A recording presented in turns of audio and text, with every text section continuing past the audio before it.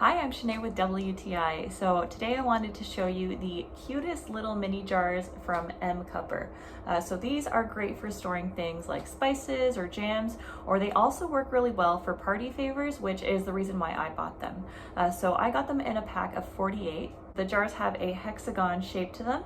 The lids are a gold color, which looks super pretty. They're 2 inches tall and just under 2 inches wide, and they can hold up to 1.5 ounces. They're made from a high quality glass that feels pretty sturdy. The lids do a really great job of sealing shut. I haven't noticed any issues with leaking at all. So I decided to use these to make little mini jars of honey for a baby shower. So I just added a honey dipper and put a little bow on it and a thank you sticker, and it worked out perfectly and they looked so adorable. So I'm extremely happy with these jars. I would totally recommend them, and that's my point of view.